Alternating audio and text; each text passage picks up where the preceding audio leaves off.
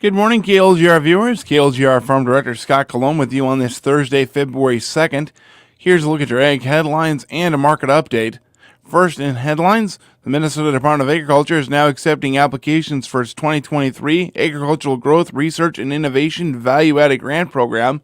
The program provides funding to help processors add value to Minnesota ag products by investing in production capability, market diversification, market access for value-added products. Applicants must be an individual, including farmers, or a business, agricultural cooperative, nonprofit, educational institution, or local unit of government, including tribal governments, engaged in the processing of Minnesota ag products. Currently reside in Minnesota or be authorized to conduct business in the state. The department anticipates awarding approximately $1 million in the round of funding using a competitive review process. The maximum equipment award is $150,000, minimum $1,000, and grantees are responsible for at least 75% of the product cost as part of a cash match. The value-added grant program application must be received by Wednesday, March 15th through the department's online portal. If a grant application submitted during the fiscal year 2023, agri, meat, poultry, egg, and milk processing grant round was not selected, it will be automatically considered for this value-added grant round. The National Cattlemen's Beef Association's Executive Committee approved the organization's policy priorities at the 2023 Cattle Industry Convention and NCBA Trade Show this week in New Orleans, with a focus on advancing animal disease preparedness, protecting voluntary conservation programs, and defending producers from regulatory overreach. According to NCBA President-elect Todd Wilkinson, quote, "Our focus is helping to create opportunity for America's cattle producers and fighting to make sure the federal government does not damage our industry. Cattle producers have been caretakers of the land and livestock for decades and are committed to conserving this country's natural resources while producing high-quality beef," end quote. Some of the priorities include securing reauthorization of animal health provisions in the 2018 Farm Bill and advocating for expanding the funding of the National Animal Vaccine and Veterinary Countermeasures Bank to protect against foot and mouth disease.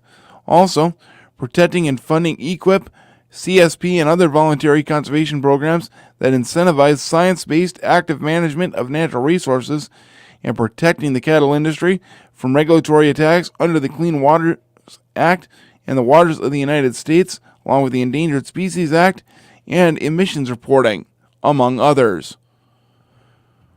And corn growers told congressional members and their staffers that they must hold the line over Mexico's proposed ban on imports of GM corn. During a congressional briefing, members of the National Corn Growers Association said that if the ban takes effect, it will block most U.S. corn imports into Mexico and be a significant blow to the American economy. Mexico's president plans to implement a decree banning biotech corn from coming into the country in early 2024. The vast majority of U.S. corn is biotech. According to NCGA president and Minnesota corn grower Tom Haig, quote, "This decree would cut most American growers off from what has historically been our largest export market. That's why U.S. officials must continue to ensure that Mexico lives up to its commitments under the U.S.-Mexico-Canada Agreement," end quote. The association held the congressional briefing on the one-year mark from the decree's effective date. The ban would cause the U.S. economy to lose $73.8 billion over 10 years. That's a look at ag headlines this morning. Here's a look at your markets. March corn's up 4 cents at $6.85 even. December up 1.5 at $5.97 3/4. March soybeans up a dime at $15.30 1/4. November beans up 7 3/4 at $13.68 even. Chicago March wheat up 4 1/4 at $7.64 even, while July is up 3.5 at $7.76 1/2. Minneapolis March spring wheat's up 3.5 at $9.29 1/2. July's up 2 pennies at $9.16 1/4. Kansas March red wheat up 3.5 at $8.87 3/4. July's up 2.5 at $8.70 1/2. March oats up 1.5 at $3.94 1/2, while July is up 1/2 at $3.85 even. March soybean meal up $6 at $490.70. December is up $3.90 at $403.80. March soybean oil is up 8 cents at $60.87. December down 13 cents at $59.60. On the livestock markets, February live cattle closed yesterday down 42.5 cents and opens today at $158.42.5. June closed down 45 cents and opens today at $158.70. February lean hogs closed yesterday down 90 cents and opens today at $73.97.5. May closed down $1.65 and opens today at $93.77.5. March feeder cattle closed yesterday down $2.90 and opens today at $183.25. May feeder cattle closed down $1.57.5 and opens at $192.40.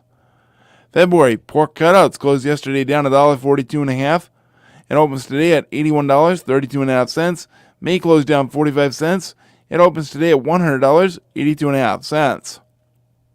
On the Class 3 milk futures, February is up 4 cents at $17.94. April's up 13 cents at $18.06. That's Look at Ag headlines and a market update here on KLGR. I'm Farm Director Scott Colomb. Thanks for watching.